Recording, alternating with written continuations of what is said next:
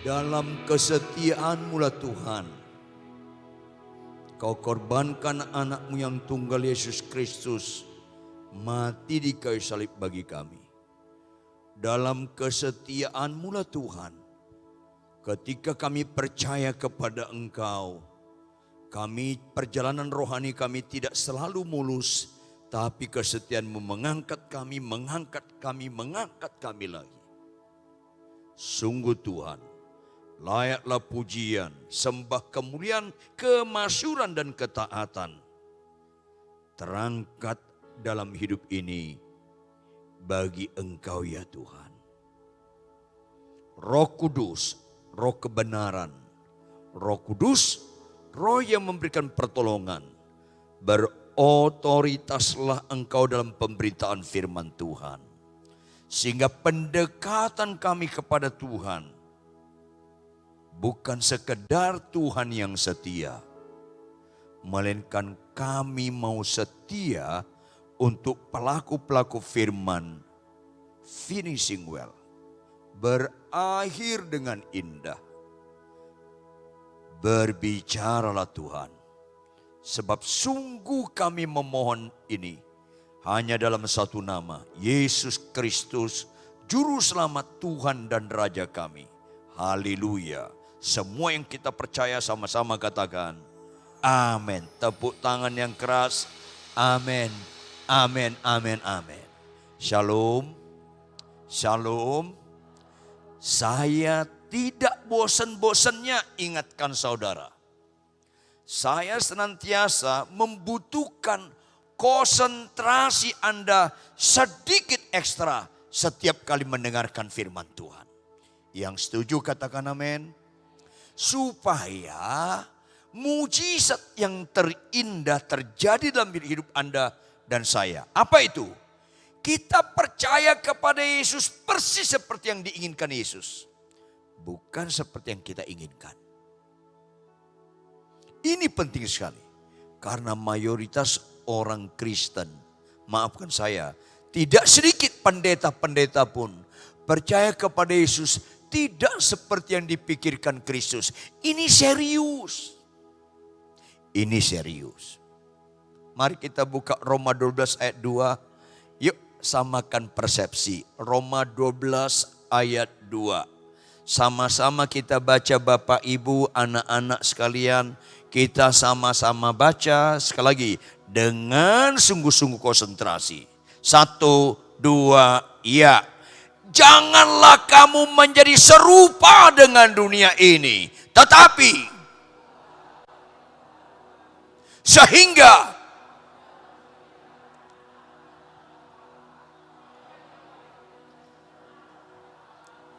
yes. Tolong perhatikan ayat ini. Miliki pikiran Kristus mendekati ayat ini.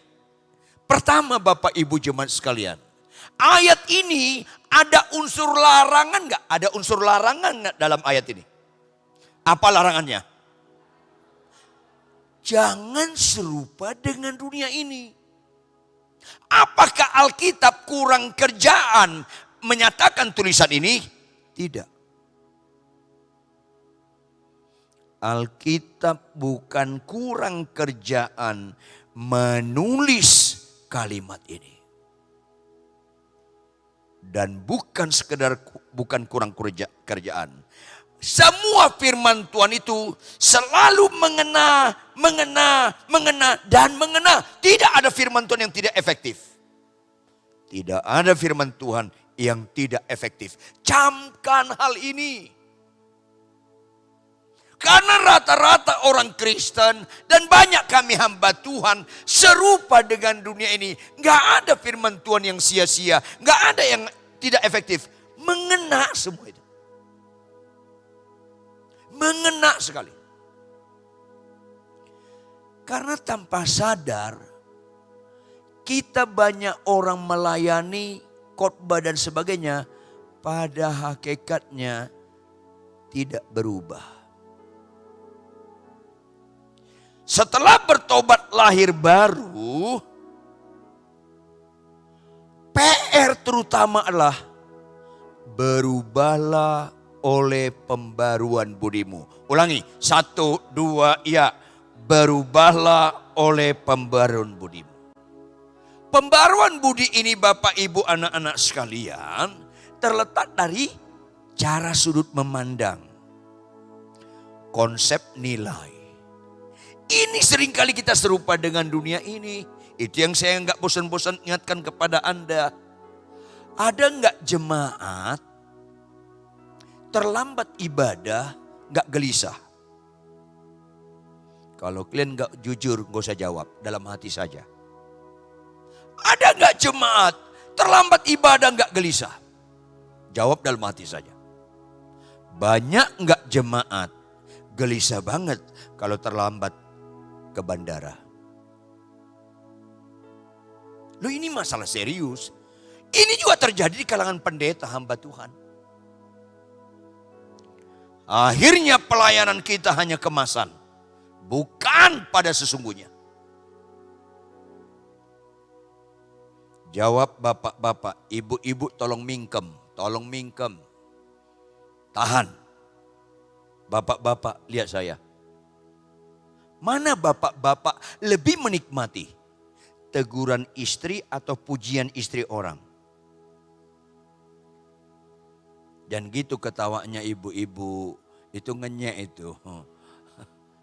Ayo dong. Bukankah kebodohan seorang bapak-bapak menikmati pujian istri orang? Bukankah kebodohan seorang bapak-bapak tidak menikmati teguran istri? Ini sederhana. Tahun lalu ada pendeta, kita bimbing, karena ditegur istrinya, kau bagus sekali khotbah. Tapi kelakuanmu di rumah gak bagus. Ditampar, dipukulin oleh pendeta ini. Pendeta ini terkenal, jemaatnya banyak. Halo. Mayoritas orang Kristen, bahkan pelayan-pelayan di gereja, serupa dengan ini. Gak mungkin ini firman ini gak mengena. Itu masalahnya. Jujur bapak-bapak, sehebat-hebatnya istri orang dalam mengenal kita, bisa enggak sehebat istri kita dalam mengenal kita?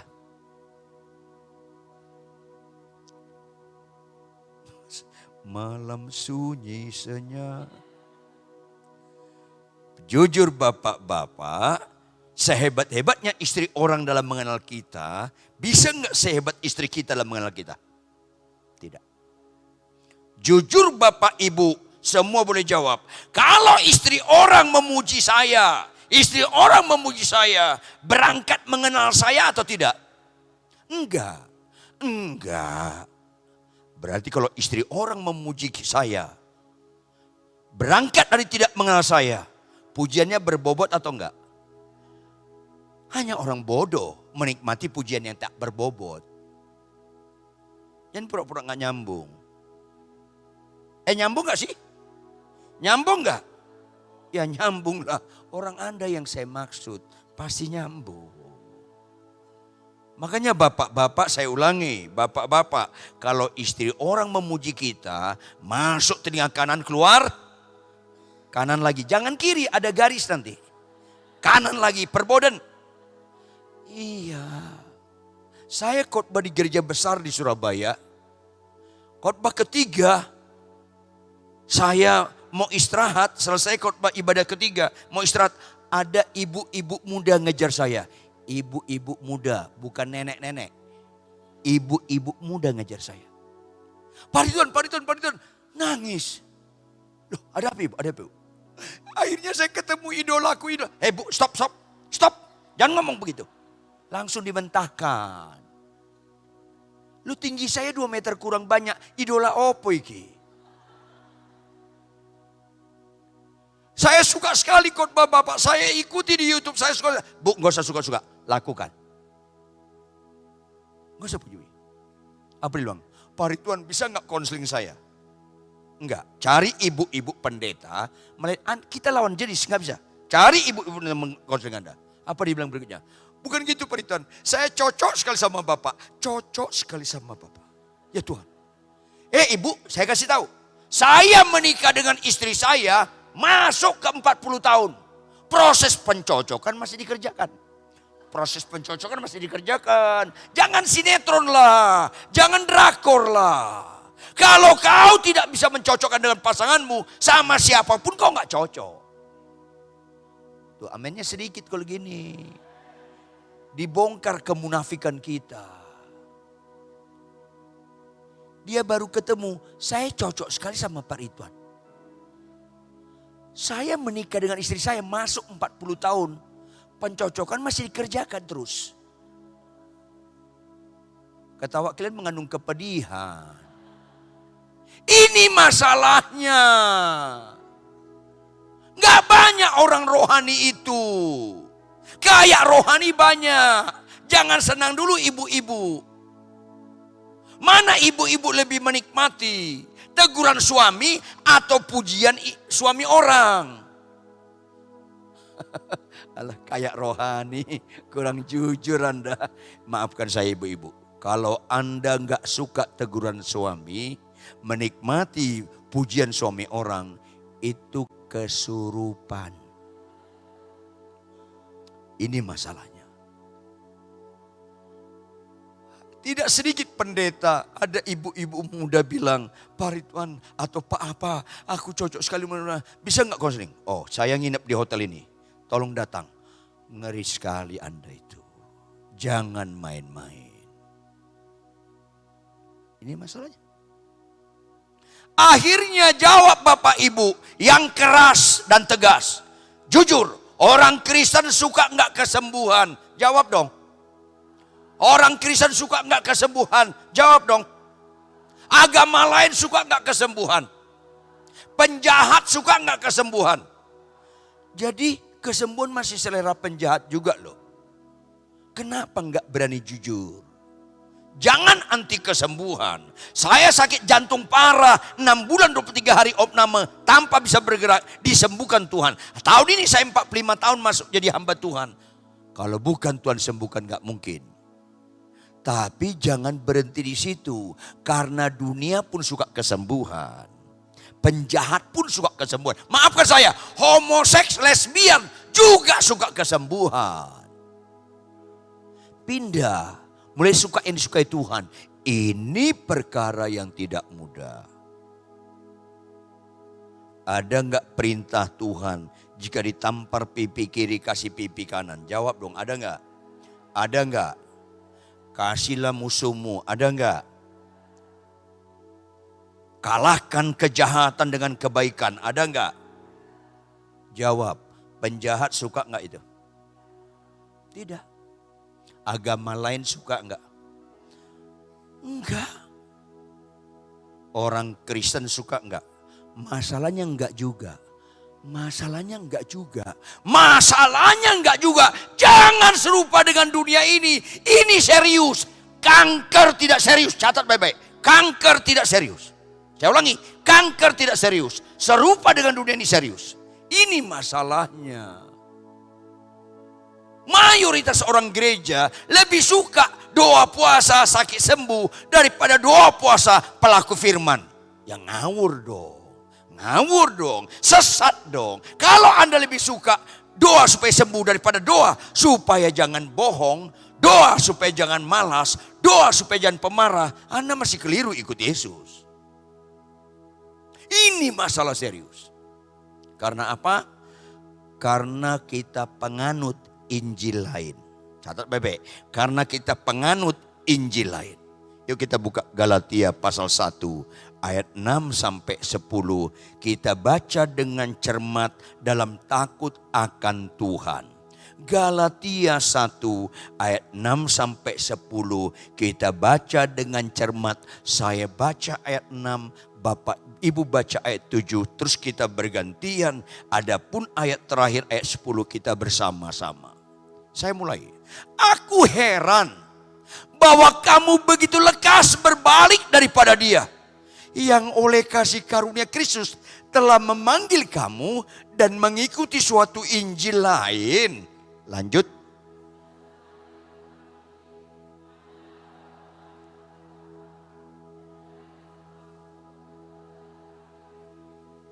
memutarbalikkan Injil Kristus. Sekarang ini banyak memutarbalikkan Injil Kristus.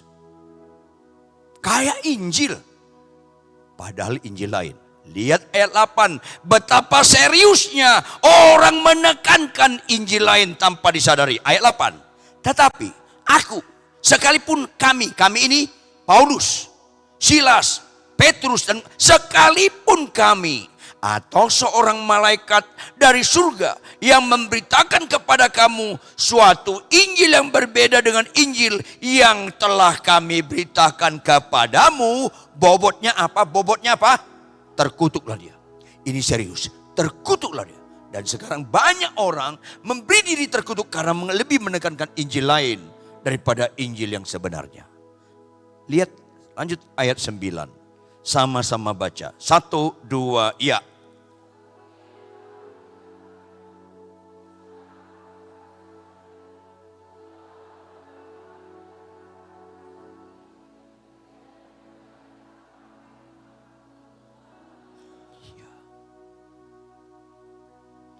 Yang serius menurut Tuhan, seriuslah bagi kita.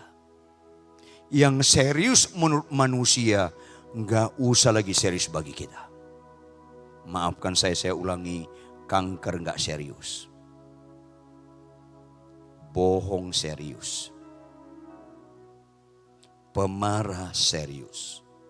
Anak-anak malas belajar serius. Anak-anak melawan orang tua serius. Cacat fisik tidak serius. Ini sangat serius karena banyak orang serupa dengan dunia ini. Saya ulangi Bapak Ibu, Anda niat enggak hidup selama-lamanya di bumi? Niat masuk surga enggak? Ya niat matilah. Ayo dong. Saya sedih lihat ada pendeta terkenal spontan berkata, saya enggak setuju Pak Ridwan. Kenapa enggak setuju? Saya beriman kayak Henokh, kayak Elia. Itu bukan iman. Loh, kalau saya beriman, kau enggak ngerti Alkitab kalau begitu. Saya beriman, saya naik ke surga tanpa kematian. Kau merendahkan derajatmu karena enggak ngerti Alkitab. Saya tanya kamu Kristen enggak? Marah dia. Kok Pak Ridwan nanya begitu? Saya udah lama jadi pendeta, kok tanya gitu? Ya saya tanya dong. Karena menunjukkan statementmu tadi, menunjukkan kau enggak Kristen. Oh saya Kristen Pak Ridwan. Jawab Bapak Ibu Saudara kekasih, apa arti Kristen? Apa arti Kristen? Pengikut Kristus, ulangi dengan keras, apa arti Kristen? Pengikut Kristus, arti Kristen bukan pengikut Henokh. Arti Kristen bukan pengikut Elia, arti Kristen pengikut Kristus. Jawab dong, Yesus ketika di dunia jadi manusia, sebelum naik ke surga, mati dulu gak dia? Mati dulu gak? Ikuti dia. Ada apa Kristen ini? Gagal fokus. Naik ke surga tanpa kematian itu bukan nilai. Makanya enggak diulangi dalam perjanjian baru. 11 murid Yesus, Petrus dan kawan-kawan. Ada enggak salah satu di antara mereka naik ke surga tanpa kematian? Enggak ada. Kalau enggak percaya kalian, mati nanti malam wawancarai mereka. Enggak ada, mati semua. Karena orang Kristen melihat yang spektakuler dalam Alkitab. Menurut manusia spektakuler. Bukan menurut Tuhan spektakuler. Sehingga orang suka sekali ngomong spektakuler, supranatural spektakuler. Menurut Anda bukan menurut Tuhan. Ini gagal. Karena kita serupa dengan dunia ini. Apalagi ditambah Alkitab Filipi 1 ayat 21. Utuh. Hidup untuk Kristus, mati adalah, ulangi sekali lagi, 1, 2, ya. Hidup untuk Kristus, mati adalah, itu harus utuh. Kalau Anda hidup untuk Kristus, enggak mati, enggak keuntungan. Hei, siuman. Enggak keuntungan Anda nanti. Untuk untung, hidup untuk Kristus. baru matinya keuntungan. Utuh dong. Kok ngelawan muka Anda? Ayo dong. Karena nggak ngerti firman Tuhan secara utuh. Yang dikagumi manusia masih kita kagumi. Yang dikagumi Tuhan nggak kita kagumi. Untuk ke surga, naik ke surga tanpa kematian itu bukan nilai. Mati itu nilai, makanya keuntungan. Jawab Bapak Ibu, kalau kita dari Semarang ke Jakarta, dari Semarang kemana? Ke Jakarta. Paling efektif naik pesawat atau naik motor? Ya naik pesawat dong. Ayo dong, supaya kita selaras dengan pikiran Kristus. Kalau ke surga harus mati. Untuk mati mana lebih efektif? Kanker atau bisul? Gak ada masalah, gak ada masalah. Gak ada masalah kanker, ayo dong. Orang akhirnya lebih banyak doa puasa untuk kesembuhan daripada doa puasa. Jangan berbuat dosa lagi. Ada apa Kristen ini? Mau nangis, mau marah, campur aduk dalam hati ini. Sampai tidak sedikit pendeta-pendeta suka mujizat. Tapi mengkhianati perkawinannya. Berzina. Karena dosa nggak dilihat itu serius. Sakit serius. Itu cara iblis menipu banyak orang Kristen tanpa sadar. Kesembuhan tidak membatalkan Anda ke neraka. Pertobatan Anda bisa membatalkan ke neraka. Saya ulangi, kesembuhan tidak membatalkan Anda ke neraka. Pertobatan membatalkan Anda ke neraka. Kesembuhan nggak menjamin Anda masuk surga. Bertobat menjamin Anda masuk surga. Catat baik-baik. Saya menekankan ini bukan kita anti kesembuhan. Anda sesat kalau anti kesembuhan. Anda sesat kalau anti kesembuhan. Sama sesatnya kalau Anda mengutamakan kesembuhan. Itu sama. Anti kesembuhan dengan mengutamakan kesembuhan itu sama. Kemasannya beda. Esensinya sama.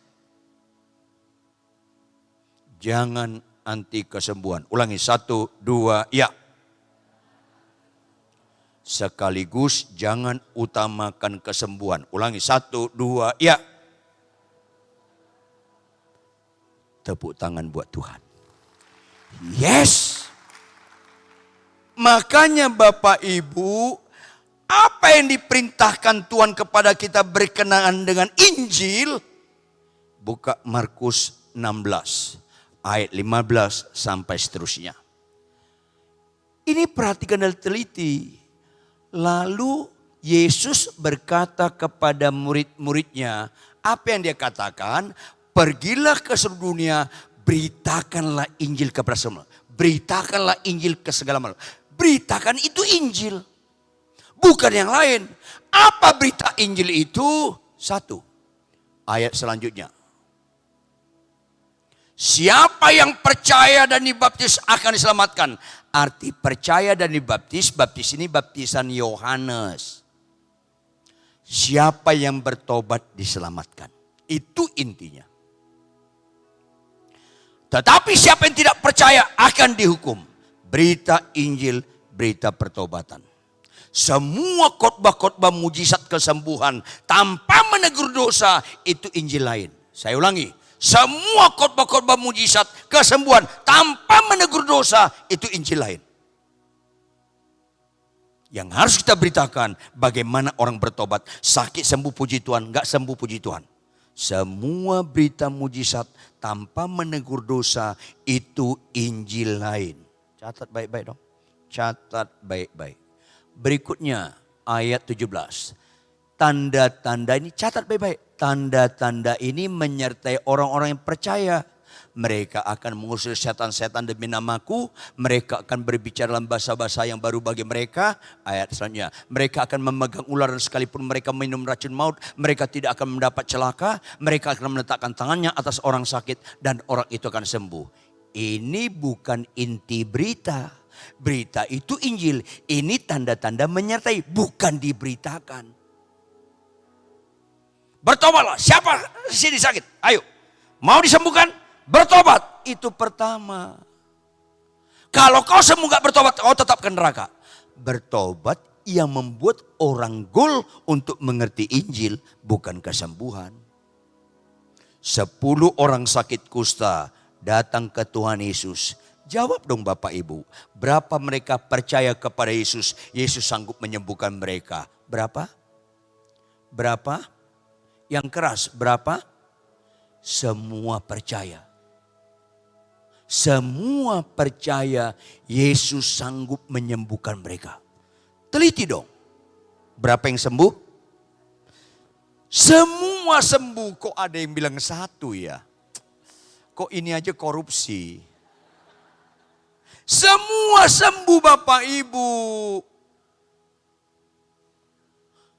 Berapa yang sukacita? Semua sukacita. Karena kesembuhan, kesukaan manusia. Berapa yang menyenangkan hati Tuhan? Karena Tuhan tidak pernah meletakkan sukacitanya di kesembuhan.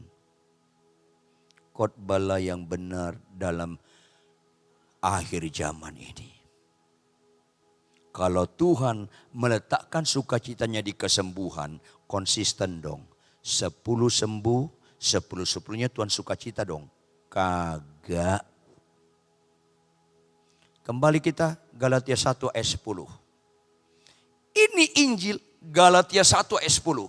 Sama-sama baca Bapak Ibu. 1, 2, iya. Jadi bagaimana sekarang? Adakah ku cari kesukaan manusia atau kesukaan Allah? Adakah ku coba berkenan kepada manusia? Sekiranya aku masih mau mencoba berkenan kepada manusia. Semua khotbah-khotbah mujizat, kesembuhan, kelimpahan berkat tanpa pertobatan itu kesukaan manusia. Itu Injil lain. Itu bukan Injil sejati. Catat, catat, dan catat. Semua seminar-seminar apapun, berita firman Tuhan apapun, kalau nggak ada kaitan dengan berita pertobatan, itu Injil lain. Ini penting. Kita buka Matius 28 ayat 19 sampai 20. Matius 28 ayat 19 sampai 20. Karena itu Bapak Ibu umat tebusan Allah, jadikan semua bangsa muridku. Harus bobot murid. Caranya baptis pertobatan. Beritakan pertobatan. Dalam nama Bapa dan Anak Roh Kudus. Bertobat. Itu berita Injil. Kedua, ayat 20. Ajarlah mereka melakukan segala sesuatu yang telah kuperintahkan. Injil yang benar, dua ini gak boleh dikorbankan. Bertobat dan pelaku firman. Ajarlah mereka melakukan yang kuperintahkan. Fokus firman kita, janji boleh kita mengerti, tapi fokus perintah bukan janji. Ini masalahnya. Akhirnya orang lebih suka Injil lain. Perintah Tuhan, pelaku firman makin jauh dari gereja-gereja. Dan banyak pendeta-pendeta, maafkan saya, makin jauh di kalangan gereja. Saya khotbah di Amerika, saya khotbah di Afrika, saya khotbah di Eropa, saya khotbah di Asia. Beberapa negara, saya khotbah di Australia, Selandia Baru. Makin jauh dari pelaku firman. Rasanya kita rohani kalau khotbah kita benar. Halo, khotbah yang benar tidak representatif rohani. Khotbah yang benar diperlukan gereja, tapi itu tidak mewakili rohani. Tadi pagi kalau Anda hadir, apa kata Alkitab? Doa orang yang benar. Apanya yang benar? Doanya atau orangnya? Khotbah orang yang benar, orangnya harus benar. Bukan khotbahnya yang benar doang. Banyak orang khotbahnya benar, tapi gak benar dalam kehidupan rumah tangga. Kita puas khotbah kita bagus, terus dipuji. Pak Rituan khotbahnya bagus, luar biasa, terus kita puas. Kita kan belajar menipu diri sendiri kalau khotbah kita benar, kalau hidup kita gak benar. Kalau perkawinan kita nggak benar. Kalau penggunaan uang kita nggak benar. Kalau di jalan raya kita nggak benar. Ayolah Bapak Ibu anak-anak sekalian. Orangnya benar. Ulangi, 1, 2, ya. Caranya, ajarlah mereka melakukan segala sesuatu yang telah kuperintahkan kepadamu. Kita pelaku-pelaku firman. Pelaku firman berita Injil setelah bertobat. 2 ini berita Injil. Apapun khotbah Anda, mujizat, berkat melimpah, apapun tentang perkawinan, pria sejati, wanita beriman, apapun namanya, tetap beritakan bertobat dan pelaku firman. Bertobat dan pelaku firman. Jangan tinggalkan 2 hal ini. Karena kita memberitakan kesukaan Allah, bukan kesukaan manusia. Kesembuhan tanpa pertobatan itu kesukaan manusia. Itu Injil lain. Berkelimpahan tanpa pelaku firman, itu kesukaan manusia, bukan kesukaan Tuhan. Ini penting sekali. Jangan keliru. Tapi tahu nggak Bapak Ibu, mayoritas orang Kristen suka khotbah, suka mujizat, suka nubuat, nggak suka bertobat. Catat baik-baik, ini keliru. Buka operator Lukas 15 ayat 7. Alkitab tidak ada gertakan. Semuanya pasti digenapi. Baca dong dengan benar Alkitab kita. 1, 2, ya. Aku berkata kepadamu. Lanjut. Karena lebih daripada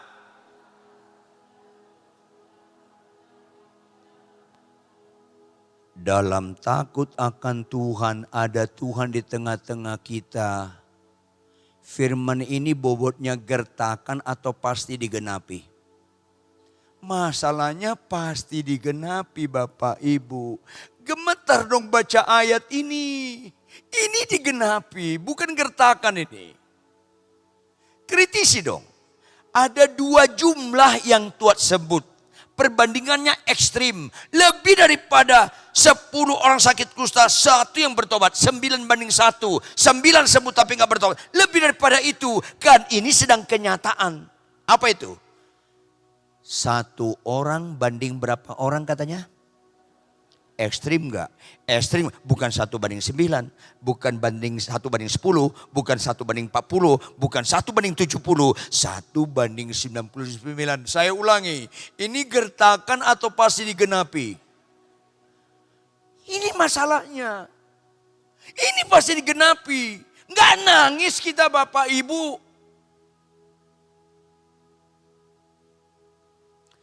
Tambah latar belakang. Latar belakang Bapak Ibu anak-anak tolong perhatikan. Demikian juga akan ada sukacita di surga. Karena 1 orang latar belakangnya apa? 1 orang latar belakangnya apa? Berdosa. 1 orang ini latar belakangnya berdosa. Lihat berikutnya. Lebih daripada sukacita karena 99 latar belakangnya apa?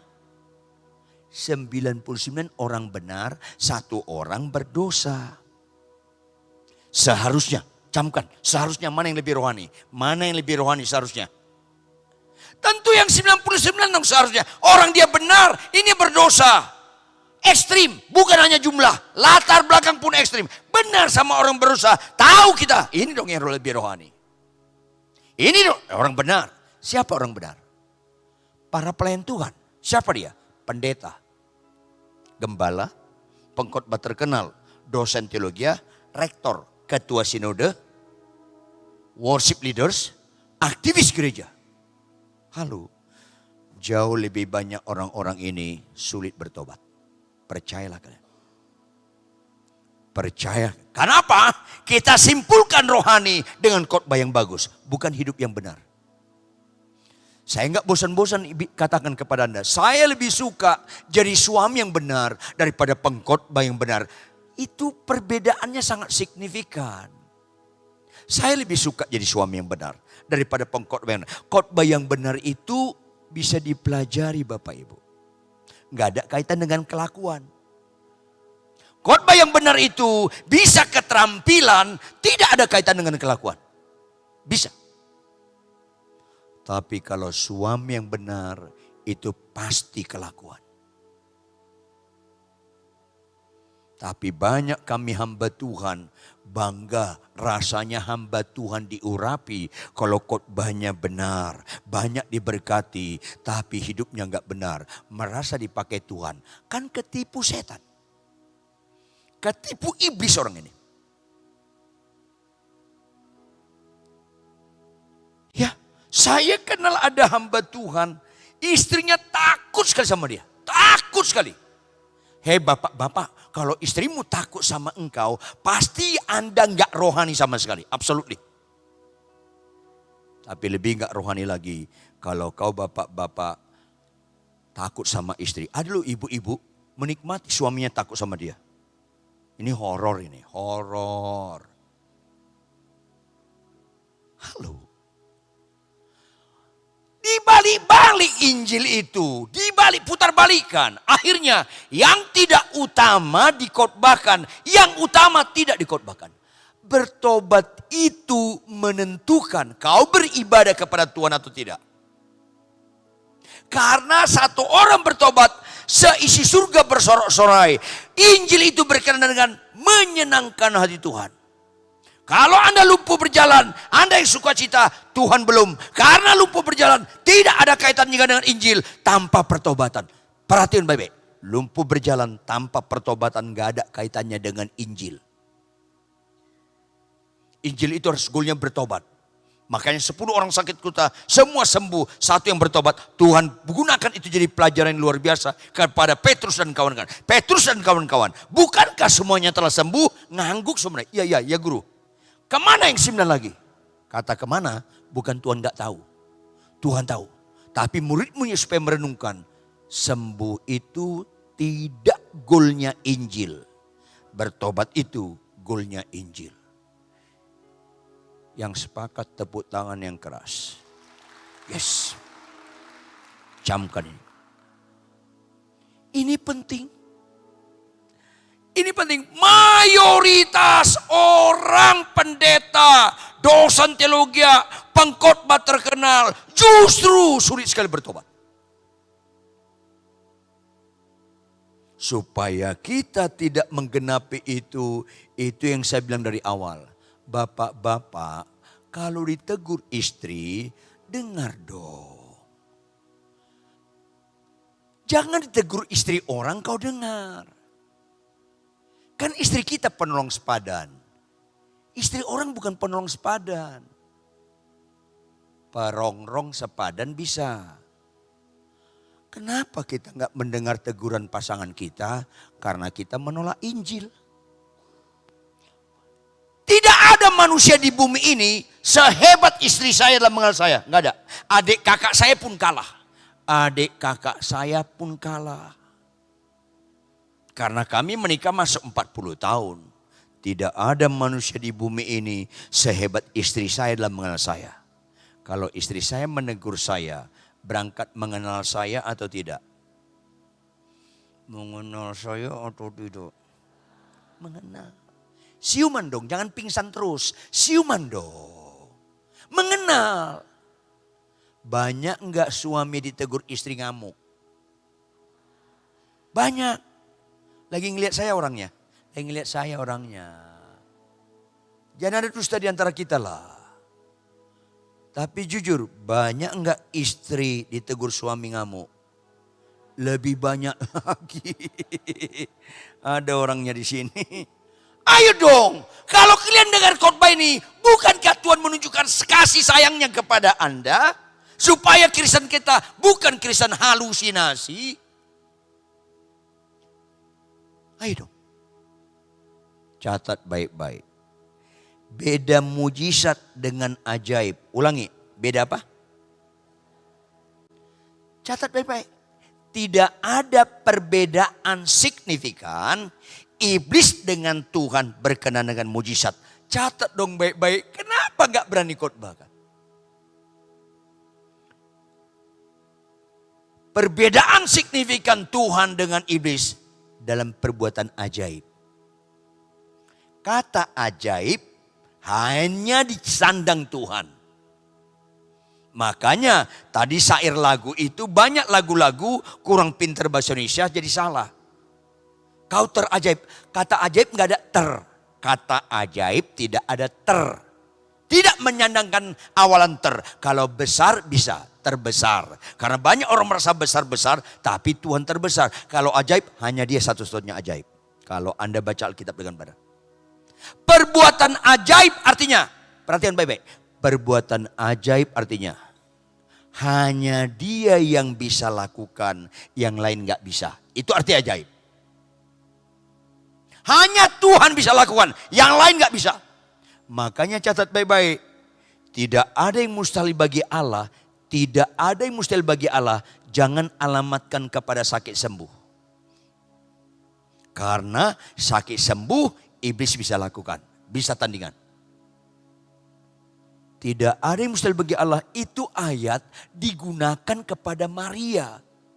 Karena iblis gak bisa lakukan, perempuan tanpa menikah mengandung untuk menyatakan keselamatan bagi dunia. Tidak ada, karena Maria ragu, tidak ada yang mustahil bagi Allah. Konteksnya arti tidak ada yang mustahil bagi Allah. Siapapun gak bisa lakukan, hanya Tuhan. Yuk kita buka Matius 24 ayat 24. Baca dengan cermat Matius 24 ayat 24. Sama-sama baca. 1, 2, ya. Sebab Mesias palsu dan nabi-nabi palsu akan muncul. Dan mereka akan mengadakan dan sehingga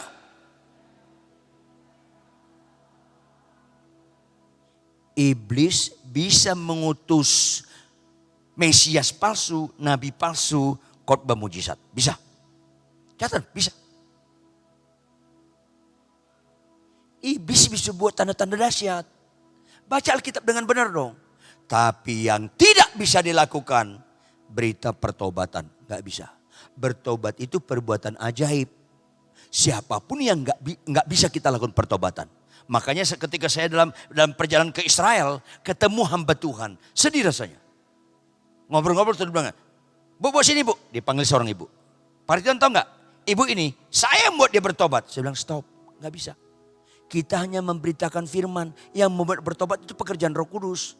Jangan mencurikan. Yang membuat bertobat itu hanya Tuhan. Gak bisa kita membuat orang bertobat. Makanya jawab Bapak Ibu. Ada 2 bapak-bapak. Mana yang beriman? Mereka masing-masing menikah sudah 25 tahun. Masing-masing 25 tahun. Dan masing-masing punya istri cerewet. Bapak pertama jawab. Bapak pertama bilang, Tuhan, aku 25 tahun menikah. Istriku tetap cerewet. Saya beriman tidak ada yang mustahil bagi engkau Tuhan. Dalam nama Yesus, tahun 2025 sebelum selesai, dia bertobat, dia tidak cerewet lagi. Saya beriman, tahun 2025 dia enggak cerewet lagi. Tidak ada yang mustahil bagi Allah. Itu dia gunakan. Bapak kedua. Tuhan, aku 25 tahun menikah. Istriku cerewet ya Tuhan. Aku rasanya gak mampu menghadapinya. Tapi tidak ada yang mustahil bagi Tuhan. Sekalipun istriku cerewet sampai mati, aku tetap mengasihi dan setia dalam perkawinan. Tidak ada yang mustahil bagi Tuhan. Mana yang beriman, yang pertama atau yang kedua? Iya. Supaya jangan sesat, yang kedua. Sebab Tuhan setia, kita harus setia. Bapak-bapak, sekalipun istrimu cerewet tetap setia. Karena fokus kita pelaku firman. Istrimu cerewet udah 30 tahun. Jangan niat tukar tambah, jangan. Jangan, lu kesurupan itu. Apalagi buka cabang, jangan. Yang kayak gini gak dianggap spektakuler. Mayat bangkit dianggap spektakuler. Ya susah Kristen ini dirubah. Halo? Saya tanya Anda sekalian. Pernah gak baca Yesus dicobai oleh iblis? Yang tahu keras jawab. Pernah. Pernah kan? Lebih dalam supaya Anda tangkap. Anda pulang dari tempat ini mengerti dalam apa arti Injil. Iblis mencoba Yesus pakai apa? Pakai firman. Halo. Pakai firman. Iblis pun bisa pakai firman. Kenapa Anda gak ngerti? Iblis pun bisa ngutus orang di mimbar. Pakai firman. Halo. Iblis pun menggunakan firman. Catat baik-baik. Firman apa yang disampaikan supaya kita jangan ketipu setan. Pertama, apa yang dikatakan iblis kepada Yesus? Ada tertulis. Buat batu jadi. Ngerti nggak? Tangkap dong, tangkap. Firman yang digunakan iblis sifatnya seketika. Bukan proses, bukan kekal. Catat dong baik-baik. Bisa nggak Tuhan buat batu jadi roti? Tanpa batu nggak ada bahannya pun bisa. Tuhan nggak mau. Karena fokus kebenaran firman bukan kesementaraan. Tapi kekekalan. Ini penting sekali. Apa yang kedua? Ada tertulis. Lompat kamu dari atas tuh ke bawah. Ditatang malaikat. Itu kan seketika bukan bersifat kekal. Orang Kristen kan kagum, jatuh pesawat nggak mati. Itu bisa pekerjaan iblis. Karena itu sifatnya sementara. What next? Setelah jatuh pesawatmu kau nggak mati, berubah nggak kelakuan kau? Kalau sakit sembuh, ada pertobatan. Kalau sakit sembuh, ada pelaku firman. Itu Injil. Kalau sakit sembuh, haleluya, sakitku sembuh. Kau tetap pemarah, kau tetap pembohong, kau tetap berzina. Itu Injil palsu. Karena Injil bukan di kesembuhan. Bertobat dan pelaku firman. Pergilah beritakan Injil. Ini penting Bapak Ibu. Jangan anti kesembuhan. Tapi binasalah Anda kalau Anda sembuh tanpa bertobat. Jangan anti berkat-berkat janji Tuhan. Tapi binasalah Anda dapat berkat tapi enggak pelaku firman. Ini dua penting sekali membedakan kita dengan ikut iblis dengan cara-cara seperti malaikat terang. Ada orang sangka jalannya lurus, ujungnya maut. Ini masalahnya. Yuk kita buka Markus 1 ayat 42. Markus 1 ayat 42. Tolong camkan, saya akan ingatkan berulang-ulang Anda. Markus 1 ayat 42. Sama-sama baca 1, 2, iya. Seketika itu juga.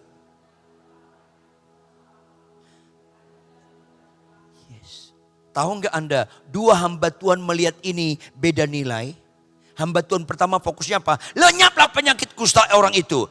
Kalau sekedar itu, Anda nggak ngerti Injil. Mulai belajar, kata apa mewakili keterangan waktu di dalam ayat ini? Kata apa mewakili keterangan waktu dalam ayat ini? Seketika. Seketika. Jawab dong Bapak Ibu. Tuhan perlu tahunan atau seketika membuat lumpuh berjalan? Tuhan perlu tahunan atau seketika membuat Lazarus bangkit. Tuhan perlu tahunan atau seketika membuat laut terbelah. Tahu nggak artinya? Hai umatku, ini bukan inti berita Injil. Karena yang seketika nggak ada unsur kekekalan. Tangkap. Anda bersyukur malam ini hadir. Tangkap supaya kita jangan percaya Injil lain. Why? Karena semua seketika gak ada unsur kekekalannya, sifatnya sementara.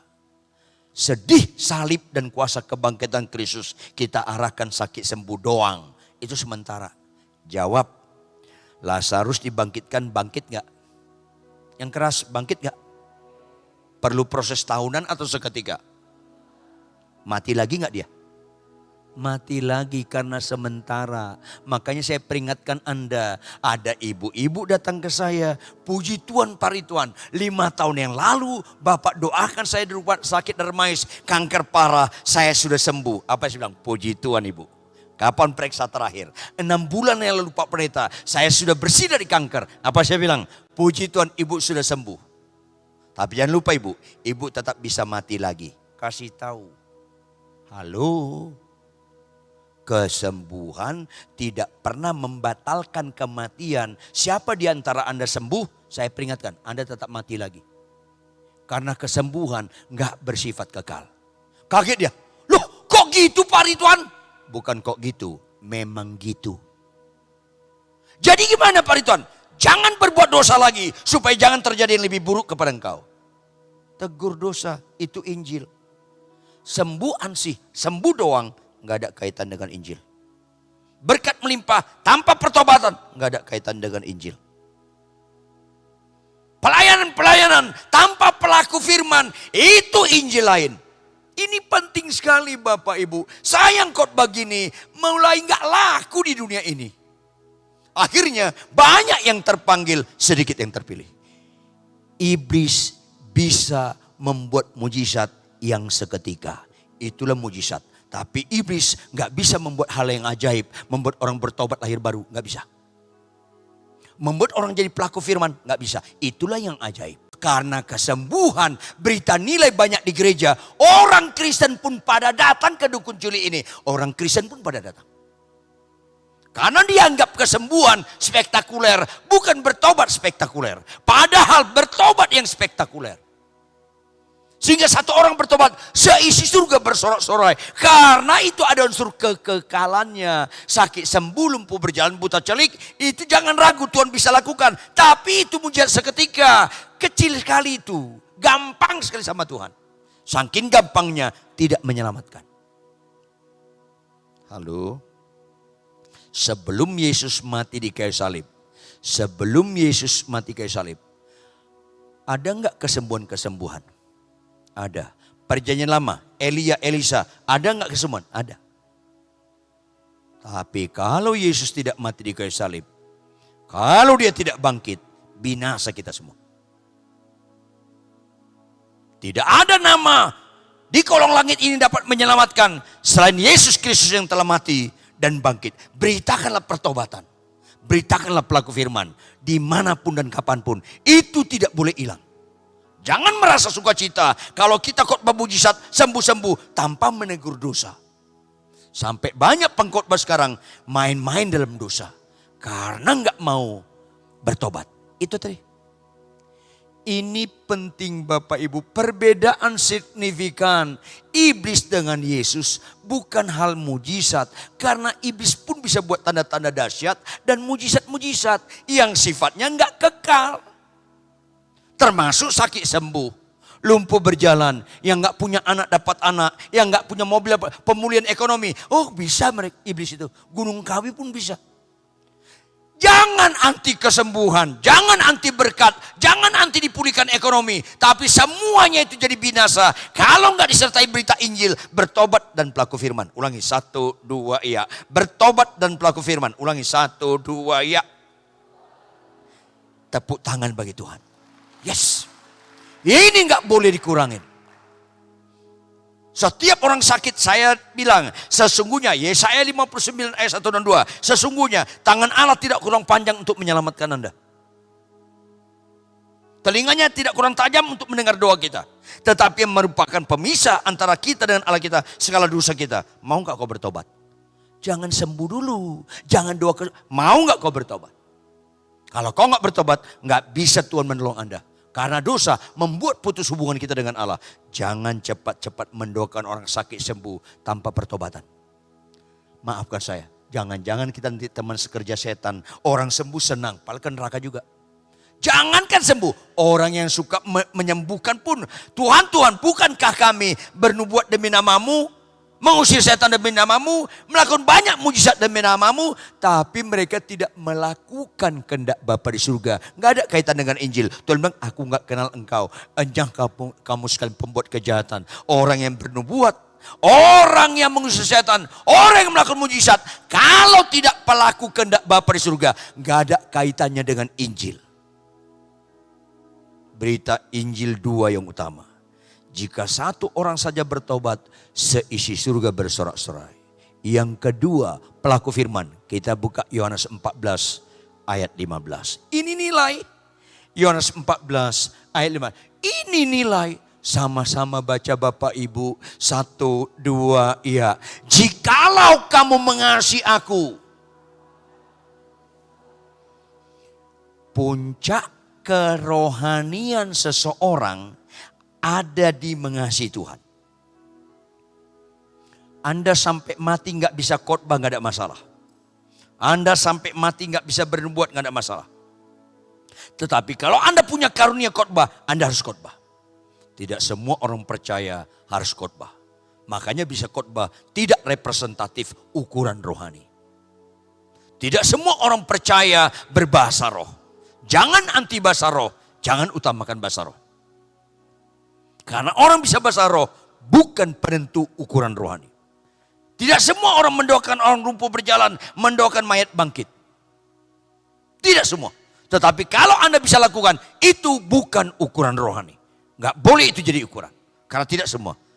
Jawab, semua orang percaya harus hidup kudus nggak? Itu menentukan. Khotbah nggak menentukan. Kalau kau khotbah nggak kudus, selesai. Kalau kau melakukan mujizat-mujizat nggak kudus, selesai. Jangan yang nggak utama, kau buat utama. Jangan yang utama, kau buat nggak utama. Itulah Injil lain, diputar balikan. Pakai ayat, pakai Alkitab yang sama, yang nggak utama ditekankan jadi nilai, yang utama tidak nilai. Makanya sekali lagi, tidak sedikit pendeta pemarah, sombong, berzina, ngeri sekarang ini. Stoplah.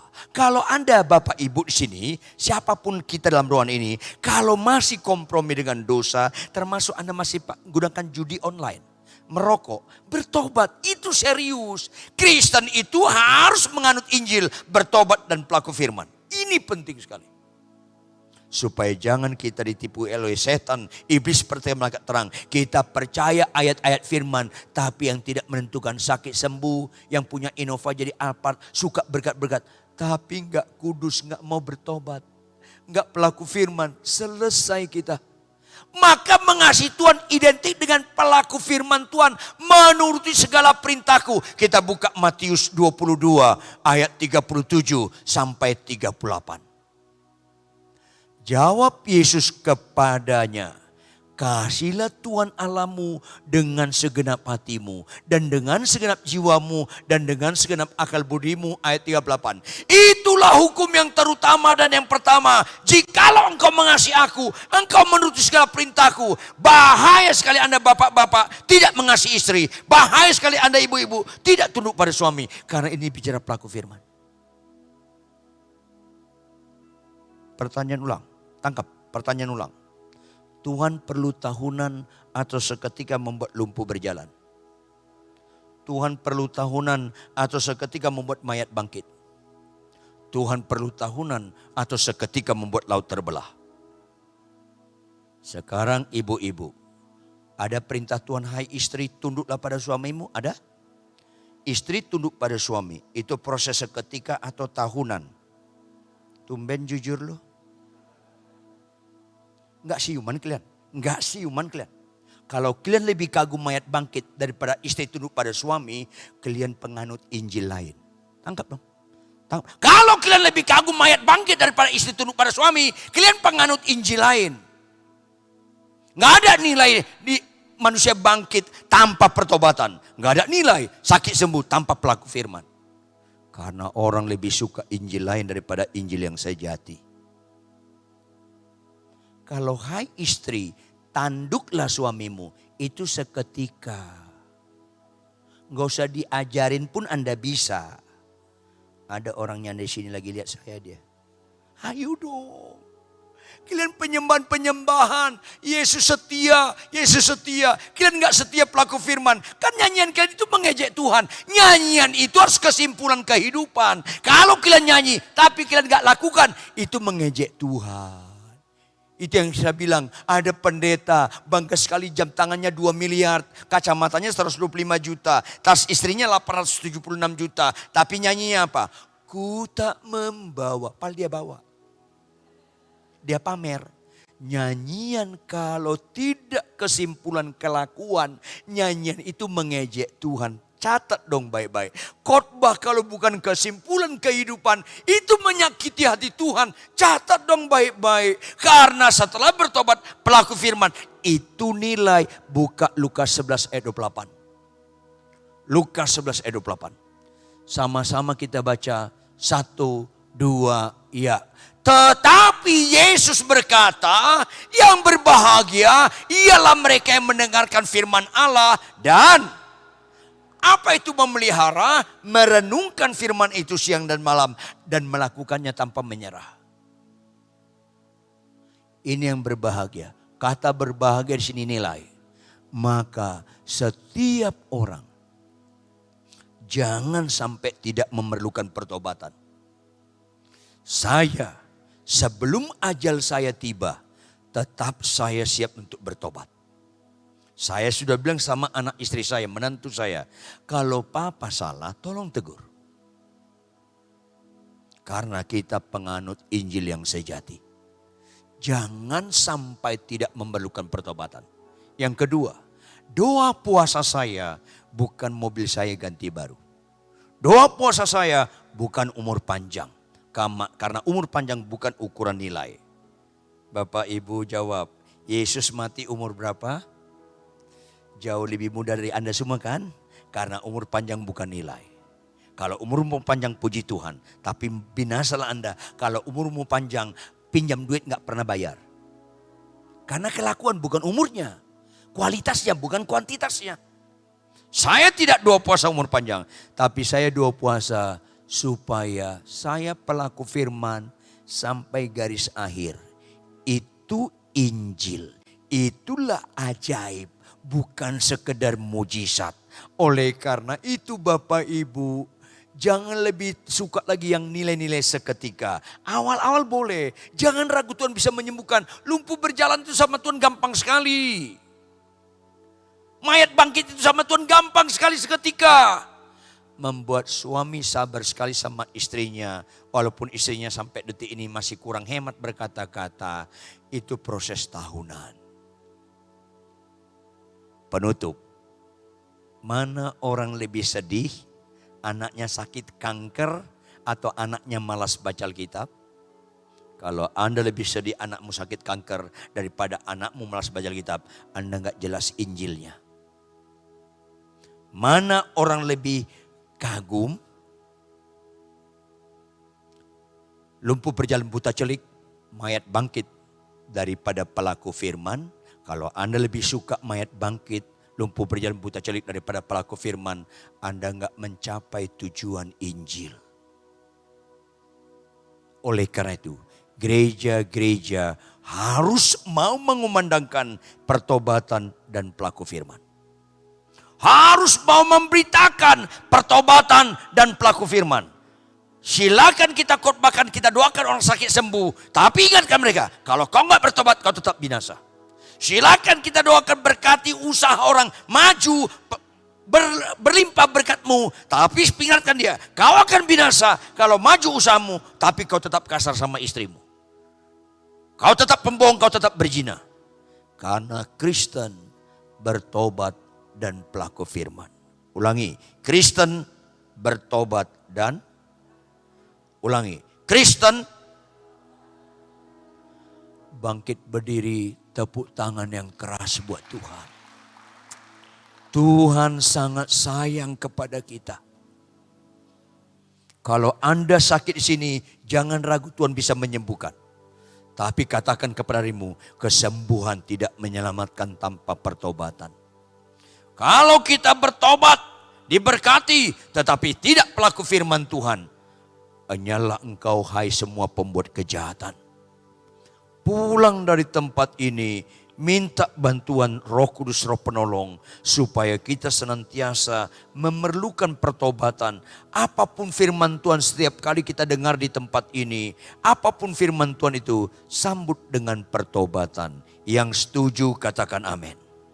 Yang sungguh-sungguh setuju, angkat tangan kananmu tinggi-tinggi.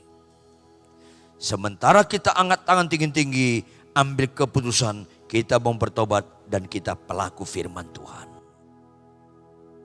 Ku rindu setiap waktu hidupi kebenaran-Mu, bukan dengan kuatku,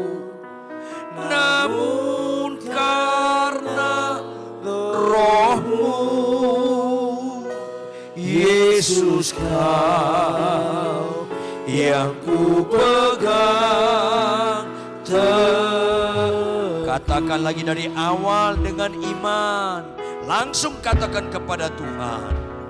Oh, ku rindu setiap waktu hidupi kebenaran-Mu, bukan dengan kuatku, namun karena Roh-Mu. Yesus Kau yang ku pegang teguh. Oh, Engkaulah Tuhan, Engkaulah Raja, berdaulat atas hidupku, ku berserah. Engkaulah Tuhan, ya Yesus, Engkaulah Raja, berdaulat atas hidupku, ku berserah penuh. Di mana 2-3 orang sepakat dalam nama Yesus, di situ Dia ada. Ada Tuhan di tengah-tengah kita, Bapak Ibu jemaat sekalian. Hormati Dia. Tinggalkan dosa dan kejahatan. Tinggalkan dosa dan kejahatan kita sekalian. Mintalah ampun, minta ampun kepada Tuhan. Jika satu orang saja bertobat, seisi surga bersorak-sorai. Karena itu berita Injil. Lebih daripada 99 orang benar yang tidak memerlukan pertobatan. Jangan sampai kita dalam mengikuti Tuhan tidak memerlukan pertobatan. Jangan. Jauh lebih mulia bertobat daripada sakit sembuh. Sakit sembuh itu mujizat. Bertobat itu ajaib.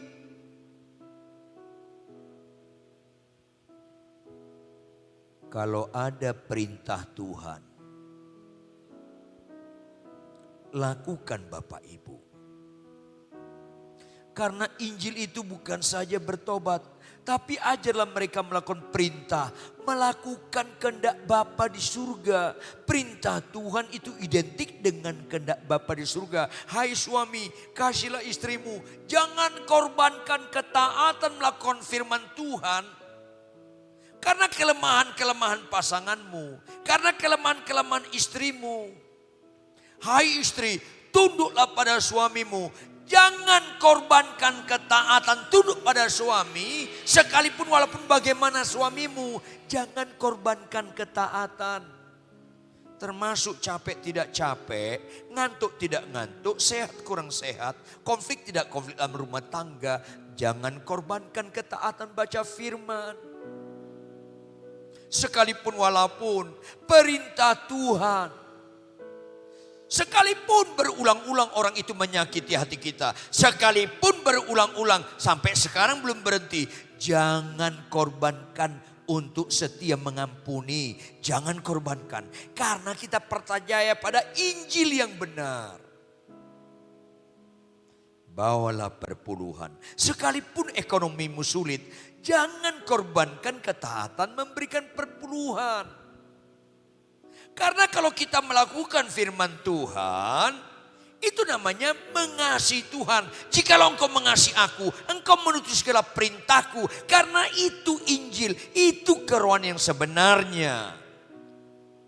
Maka kalau kita taat fokus pada perintah, Janji mengikuti bagi mereka yang mengasihi Tuhan, yang taat. Apa yang gak pernah kau lihat dengan mata, apa yang gak pernah kau dengar dengan telinga, bahkan tidak pernah timbul dalam hatimu, Tuhan sediakan bagi mereka yang mengasihi Dia. Injil, bertobat, dan pelaku firman. Injil, bertobat, dan pelaku firman. Segala sesuatu berita tanpa bertobat dan pelaku firman, itu Injil lain sekalipun pakai ayat-ayat firman. Tetap angkat tangan kananmu tinggi-tinggi. Engkaulah Tuhan, Engkaulah Raja, berdaulat atas hidupku, ku berserah penuh.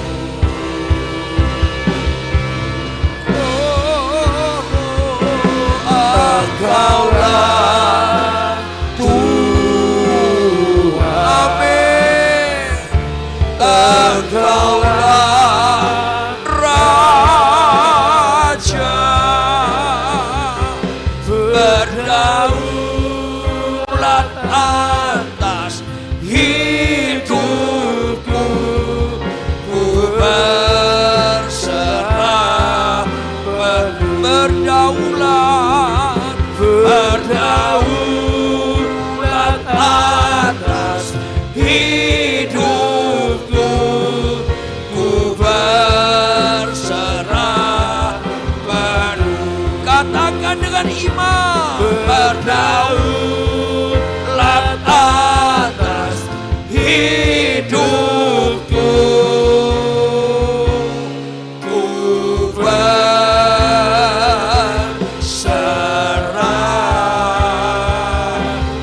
penuh.